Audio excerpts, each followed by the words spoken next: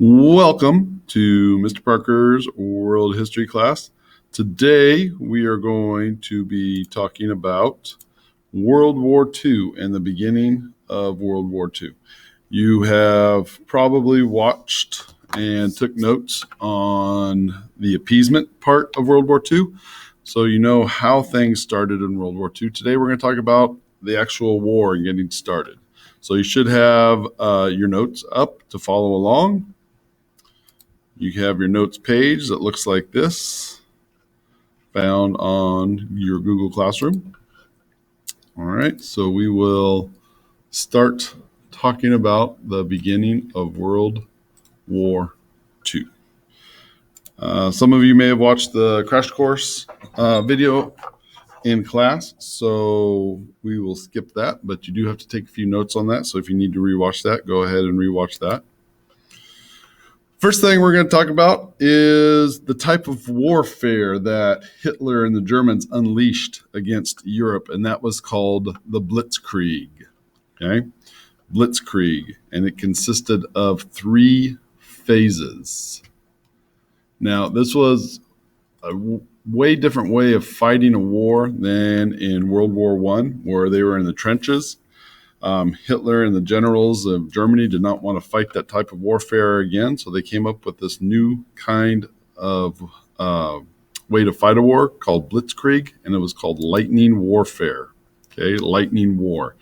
And it was in 3 phases.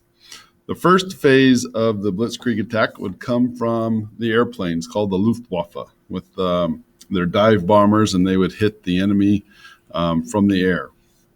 Next came the Panzers, or the tanks. Okay, and these were quick tanks, not like the old slow tanks of World War I, but quick tanks that would come in and destroy anything that the airplanes, the dive bombers, had missed. And then finally, at the end, came the infantry. Okay, so 3 phases of the Blitzkrieg, and that would go under Blitzkrieg Lightning War in your notes. There's also underneath that, there's a video, and there's a link on your notes page to the video. So watch the video that describes the Blitzkrieg and get at least 2 notes on that.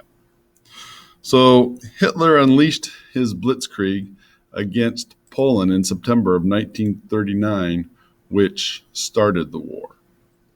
But after that, there was a time that became known as the Phony War. And it was known as the Phony War because not much happened during that time. Okay? Between World War I and World War II, France had made this wall right here. You can see this solid red line. This was called the Maginot Line. This was a set of defenses that the French had made between the German and French border so that it would be very difficult for the Germans to attack France. So the British and the French troops, after World War I had started on September 1st, 1939, they waited in this Maginot Line. They were waiting for the Germans to come, and they were going to fight them from this series of fortifications. All right. Well, at first, Germany didn't attack France. Okay, after the Phony War, after the beginning of it, the war started again in April of 1940. Hitler launched a series of Blitzkrieg attacks and took out Norway and Denmark. And then Hitler was ready to face France. So, like we said before, French were waiting in the Maginot Line. It was a series of impressive defensive fortifications along the border. Watch the video, which is linked in your notes page, and take 2 notes on that. These are some pictures of the Maginot Line. You can see very heavily made defense bunkers by the French. Lots of cement, turrets that rose up from the ground. They had a series of underground bunkers where troops would stay. They had railway lines that ran underneath the ground so they could move troops and ammunition to where they needed to go. They had defense areas in front of the Maginot Line, so it'd be tough for the Germans to go through.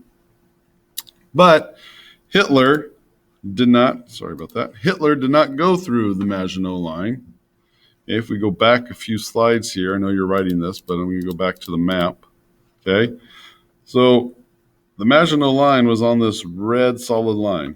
So Hitler, just like in World War I, okay, they went through the area right here in Belgium, okay, called the Ardennes Forest, just like they did in World War I. Okay, so on May 10th, Hitler launched his new blitzkrieg to the west, and this included France. While German troops parachuted into the Netherlands, an army of tanks rolled into Belgium and Luxembourg.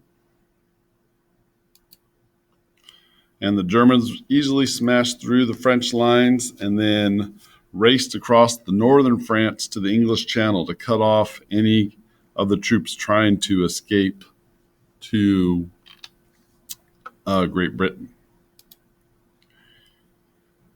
And these were pictures of the German troops parachuting into the Netherlands.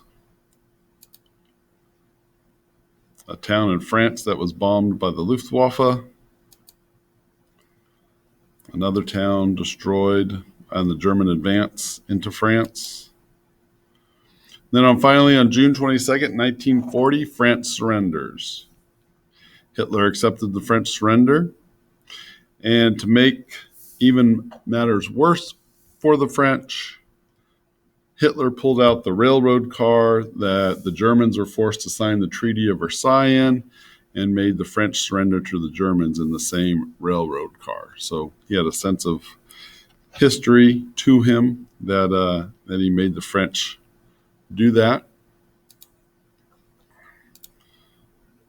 So on June 22nd, France was divided into two zones, one that was occupied and controlled by the Germans, and one that they allowed the French people to govern, but they were still controlled by the Germans. Okay, so this is a map of France after they surrendered. The German occupied forces controlled the areas, the coastline, where they would fortify. And the French were allowed to rule in this area called Vichy France, this green area, or Free France. Okay, but they were still controlled by the Germans. So why do you think, there's a question on here, why do you think they would want to control the blue area? Okay, write that down and we'll probably have a quick write on that in class. There was one good thing that happened to the Allies at this, and this was called the Miracle of Dunkirk. The British and the French armies were forced into the northern part of France, and instead of Hitler and the Germans turning towards them and destroying those armies, they went and conquered Paris. So the Allies were trapped at Dunkirk. The British sent every ship possible, any kind of fishing vessel, anything that floated, went to Dunkirk, and they saved the British troops and some of the French troops that were stranded at the city of Dunkirk. And they rescued about 338,000 men, which ended up kind of saving Great Britain.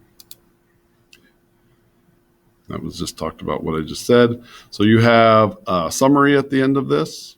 So get that, and we will talk to you later.